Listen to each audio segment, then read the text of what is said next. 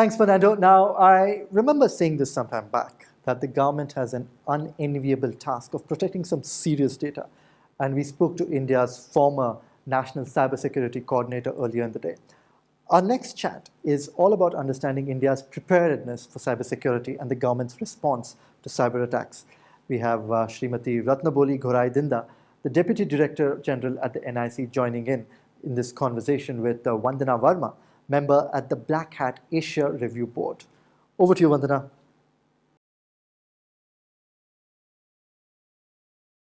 Thank you so much. Thank you so much, ma'am, for joining me today. It's wonderful to have you. Thank you. Ma'am, to begin with, can you please give us an insider view on the changing threat landscape in India? About NIC as the nodal agency of technology infrastructure for government, views like dynamically changing threat landscape and its implications. Can you please throw some light on that, ma'am? Okay. Thank you again, and thank you for having me here. It's a pleasure.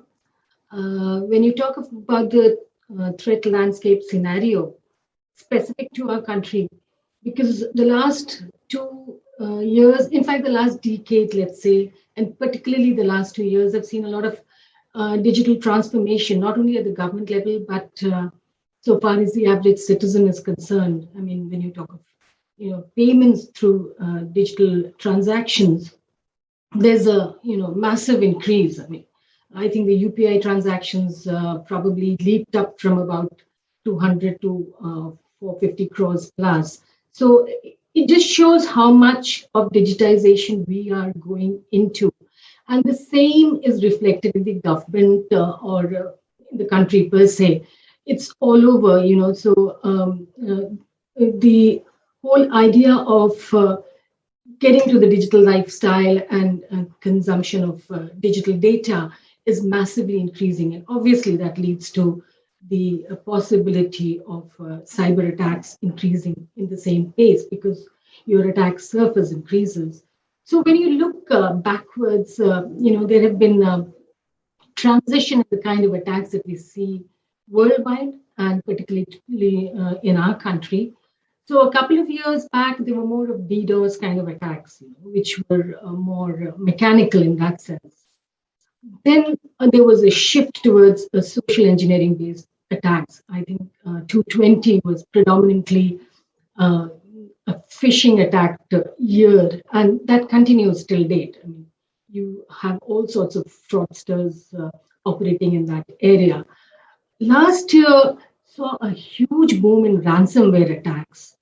There was, I think, about 80% rise worldwide, but in our country, particularly the smaller companies, the mid-level, the MSMEs, let's say, were really affected by ransomware attacks. Fortunately for us at NIC, we did not, view that because probably our assets are of a different kind, and we'll talk more about that. So the why one saw this boom of ransomware attacks was one reason, of course, which would be of interest is that people were sitting at homes, trying out various means of doing the bad things that one could do. And ransomware as a service became predominantly available. So it was a paid commodity which could be utilized. And you particularly saw attacks based on available assets with companies and organizations. So assets which had their own functionalities were the ones that were attacked, what we broadly call living of the land attacks. So this is the kind of weaponization that took place, exploiting of zero-day attacks, exploiting of available functionalities, which had some vulnerabilities. So I think people probably had the time and means to exploit this. The latest example and the most prevalent example being the Log4j vulnerability, which has been heavily exploited. You must understand that there is a particular reason why these kind of vulnerabilities get exploited. The vulnerability gets declared at one point of time. For instance, the Log4j, it was declared, I think, around November 21. Whereas the patch for that appears a while later, which is which was in this case around mid-December. So that time period, the interim time period, is when the attack really increases. And because this kind of a vulnerability is there available in all sorts of products, whether there are security products, there are servers, there are APIs, applications. So there was a huge boom in the kind of attacks that you saw. So just to sum it up, I'll just give a figure. I think certain figures out that there were about 11.5 cyber attacks in the country last year. And I think we would be seeing a further increase in that as we go ahead in this year as well. Yeah, absolutely agree with you, ma'am, that we're going to see more of these and we'll have to work together towards these threat actors. Now, while we talk about these threat actors, there are various types of threat actors, including nation-state actors, which are very active to either bring down the critical infrastructure or even to simply exploit the loopholes in ruining the reputation of the government institutions. How does NIC or National Informatics Center keep a close watch on these adversaries and their modus operandi? What are some of the observations that you've seen that the organizations are working towards making the nation safe? Okay. So National Informatics Center is a government's IT organization. So not only do we provide it starts from the network backbone for the government organizations to the hosting services or the data centers across the country. We also have various hostings of all sorts of applications and portals and systems. So there are large systems. For instance, let's say there are systems which cater to the courts. All of us have heard about how e-courts became a very predominant thing. Virtual courts rather. Sorry, e-courts was already there. Virtual courts became a predominantly acceptable solution to deal with the judiciary during the pandemic times when people couldn't go to work. So it's starting from these kind of supports to intricate citizen-centric systems. We have, let's say, G2G systems like e-office. Again, I will refer to the pandemic because that really saw an upcoming of a system which was there already but was not being utilized to its full capacity. But the situation forced us to do that. So when you talk of e-office, it's a government system. But when, let's say, we talk about the public distribution system. So what I'm trying to say is that NIC has the network to look after, the entire infrastructure, and these portals, several of which are internally developed by NIC teams. So the responsibility of security is all encompassing. So looking at that, the way we deal with security is in a more holistic manner, let's say, and without a holistic or an integrated approach to the concept of security, I don't think we can ever be successful in taking care of the kind of attacks that we witness nowadays. As I was saying, we didn't have so many ransomware attacks, but a lot of other sorts of attacks, a lot of exploits on misconfigurations in systems. The utilization of open source software is predominant in government systems. Not alone is it open source, but several of our systems are based on open source. Utilization and open source has its own challenges. So because it's very, very evolving and you require to patch those systems as soon as possible, which sometimes is a big challenge, especially for these large systems.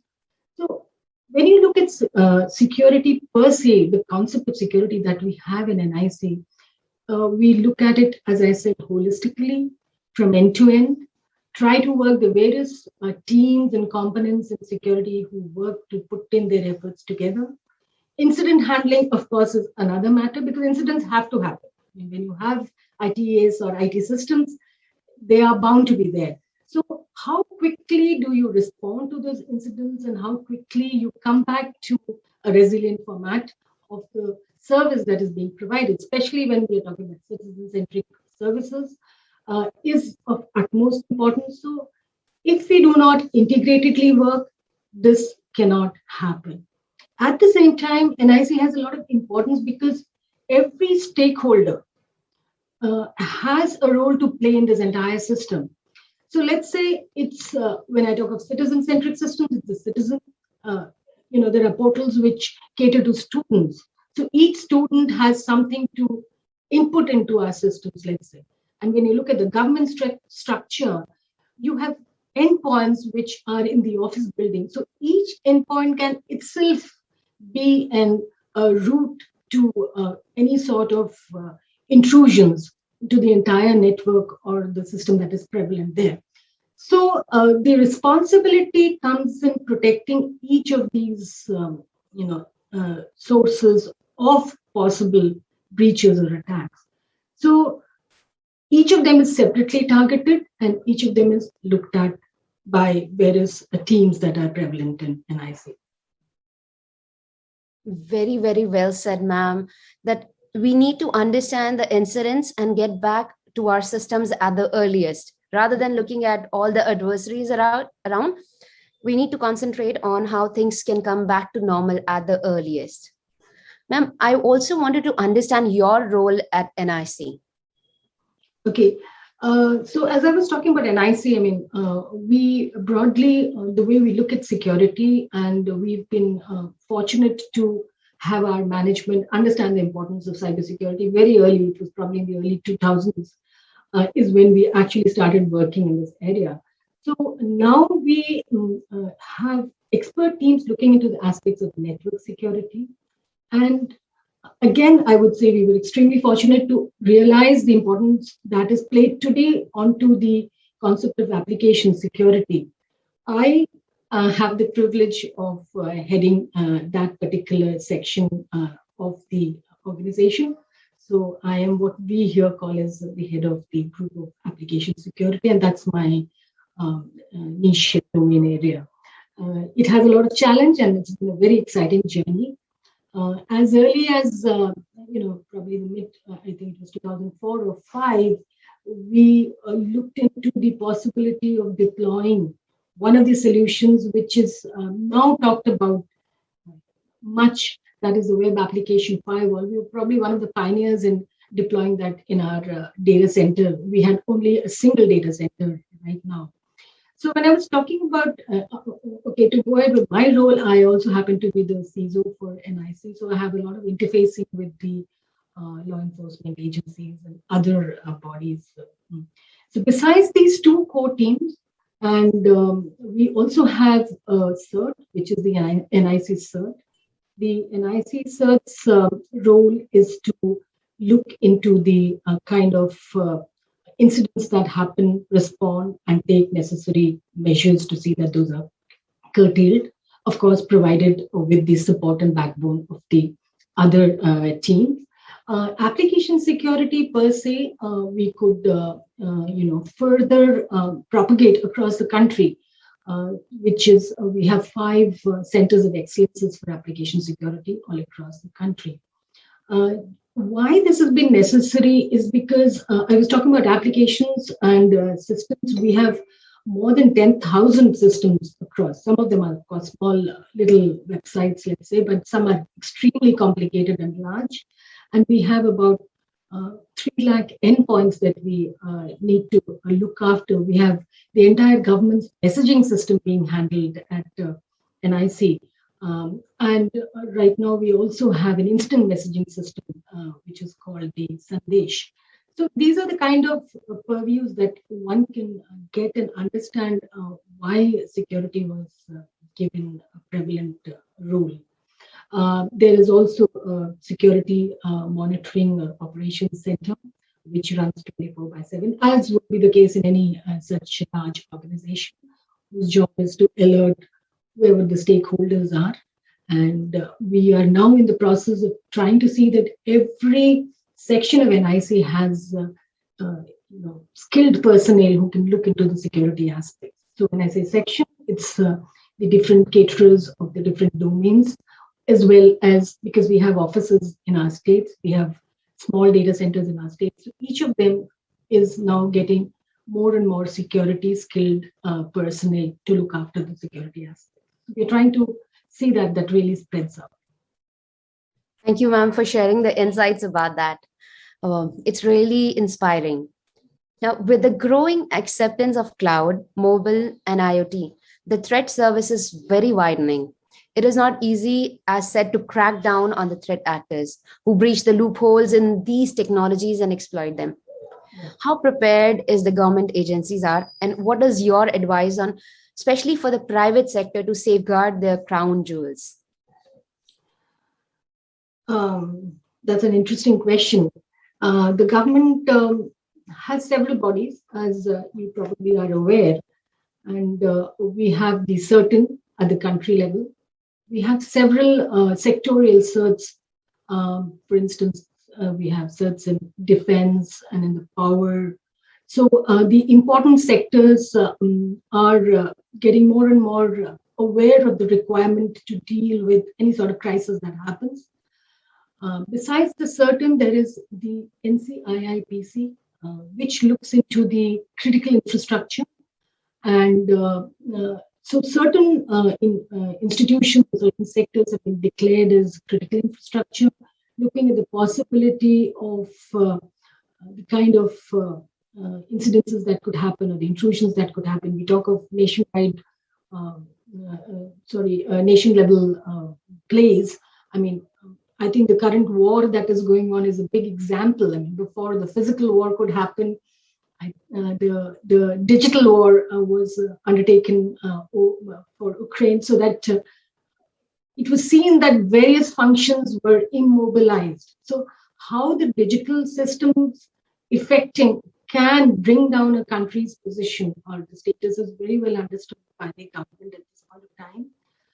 But I strongly feel, that until and unless there is a very close coordination amongst all these organizations and a complete strategy is maintained, and these organizations do not work in silos, they work together with cooperation and knowledge sharing as well, I do not think we can be successful. That has to be certainly the motto of the way we deal with cybersecurity. We, at the government level, there are various policies also that have been made. The National Cybersecurity Coordinator's Office is looking at a national cybersecurity strategy. You would know, and people would be happy to know that India as a country has jumped up about, I think it's 39 positions. It's 10th in the cybersecurity global index this year, which is a great achievement. It shows that the world also recognizes our awareness or the readiness in handling crisis situations. So that's a big boon. Certain has been mandated to give its own CVEs, which was never there earlier in the country. So these are very many interesting factors that are happening, and I think government is going in a strong way. So far as institutions are concerned, I think probably one of the major factors that everybody should be very concerned about is having the visibility of their assets. This would refer to any organizations, whether government or private. Especially in smaller organizations, one finds that one is not sure about what your IT or IT assets are. Till you have a complete visibility from a security point of view of all these assets, it's always possible that one of them does get affected and leads to a bigger instance. So that is something that everybody should move forward towards. Awareness, of course, is a much required thing. Awareness at all levels, not only at the skilled levels, but at a generic level as well. And today, we need to build more and more robust systems and resilient systems. Robust in the sense that because the systems are more intricate and more interplaying systems, the buzzword is zero trust. So build systems so that you can take care of the fact that if there is an untrusted partner or a component elsewhere which you're affected with, you can deal with that. And resiliency is, of course, a requirement because incidents have to happen and one should be able to get out of that situation quickly.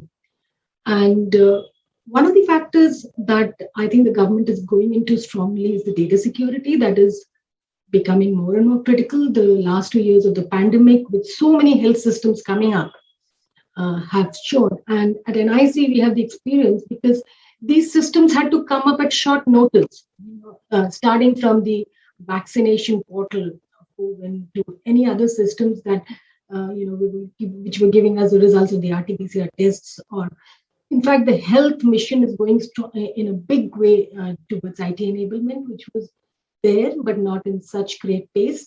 So I think the concept of personal data being available in systems and looking into data security and data privacy will become really, really important. And that will be important for anybody. Me as a citizen, as an individual, as a person of the government, or if you're in a private institution. So that I think is a great concern and should be one of the major crown jewels that one should look into. Yeah, I agree with you, ma'am, on that. And even while we talk about the skill gap, because there is a skill gap in the industry, or I would say there is skill, but then there's dearth of skilled workforce in cybersecurity domain. How does NIC help in skills development and skilling a strong cybersecurity workforce? That's a very challenging area. We do have our skilled people, but the number is always a shortage. So, because it's such a changing scenario, the upskilling of the cybersecurity personnel is always a requirement. So, so far as NIC is concerned, we continuously have some of the other area is we have continuous trainings, whether it be handling a particular tool or a solution or a more global system that needs to be looked into. One of the focus areas that we have mandated now is the what we call the DevSecOps, or building security into the DevOps platforms. Because though we have been doing our, we put a lot of importance on doing the audits of our systems, of our application systems. So we have always been doing what we call, and because I'm an application security person, it's very close to my heart.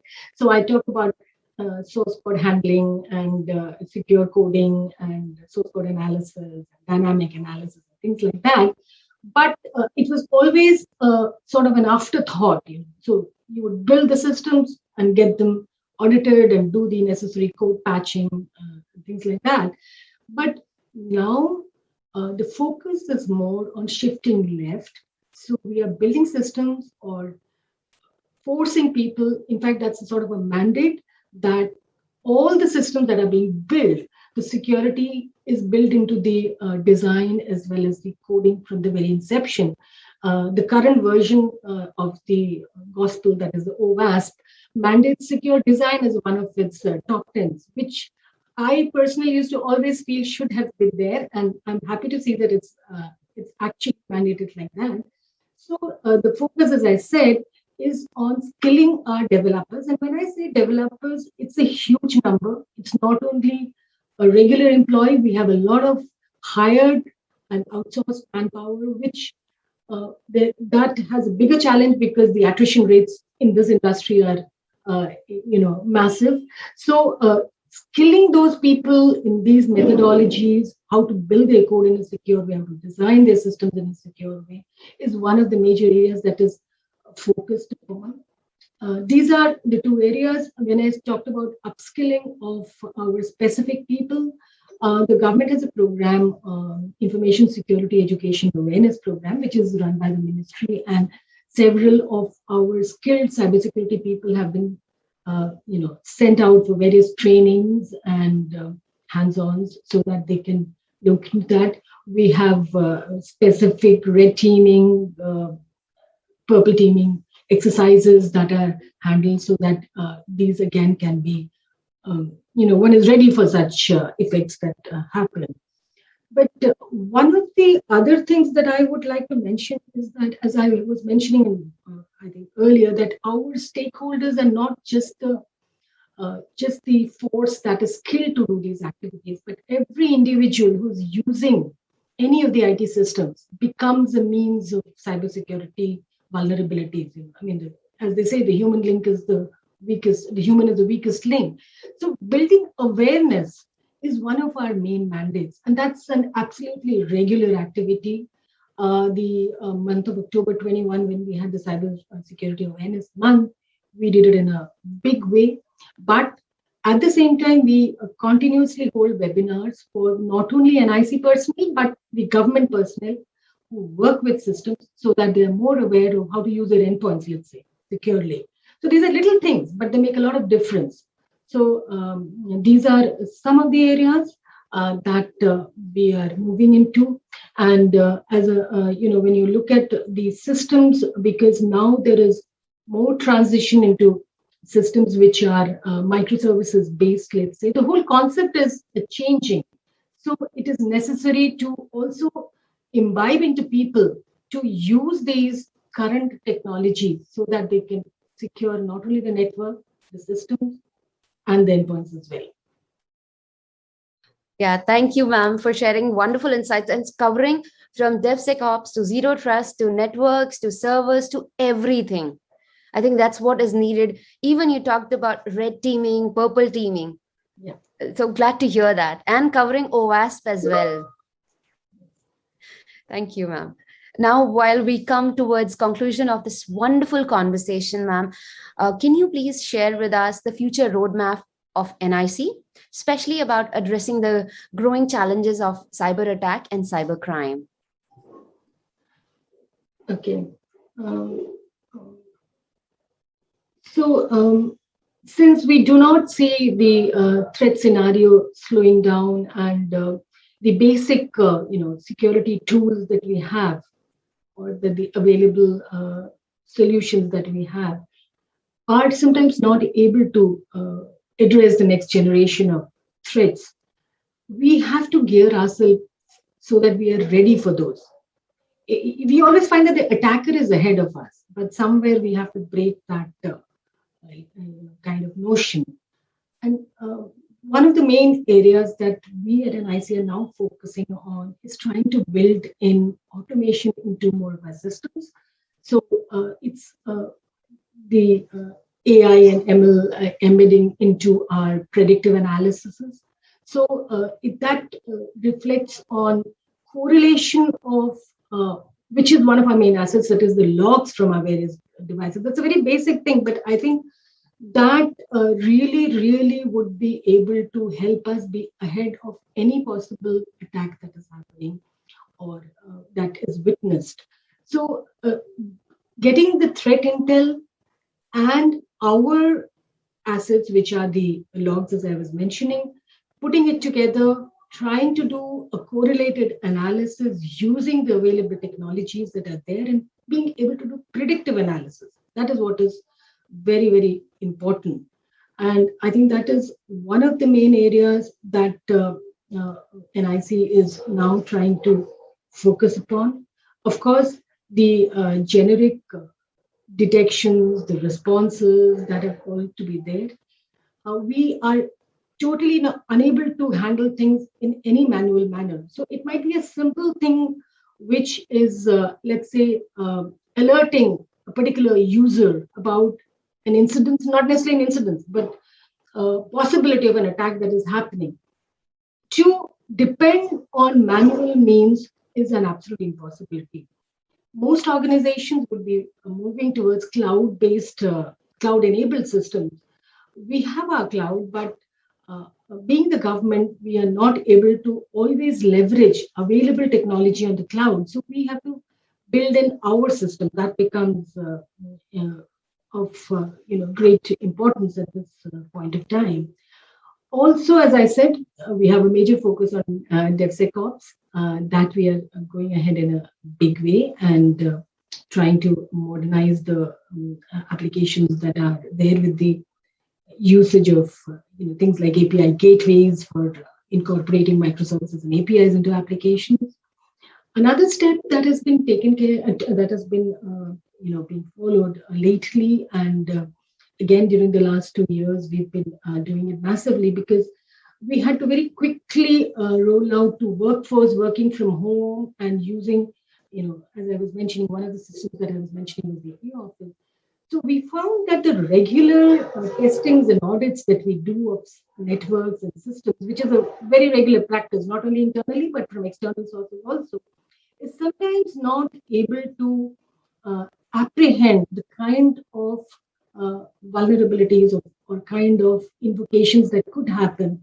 So we have evolved into a process which we internally term as comprehensive security assessments, where we target the entire system in a holistic manner, so that we are able to start from left and shift towards right and see how exactly each component of that system interplays with the other components, and we do not leave any stone unturned in finding out any possibility of a vulnerability. So this we have taken up for extremely complicated and large projects, and we intend to do so for many such projects. So those are a couple of things, and I'm sure it will grow further within NIC CERT. The building of threat intel through various sources is also one of the targets, and application security being my particular area, I always feel that that is one of the key sources of possible intrusions or incidences, which has been probably not considered in the same limelight for long. And I play a lot of importance to that and look into that aspect. Yeah, and ma'am, to tell you that application security is one of my favorite areas too, where I'm working towards bringing more information. And thank you, ma'am, for speaking with me today.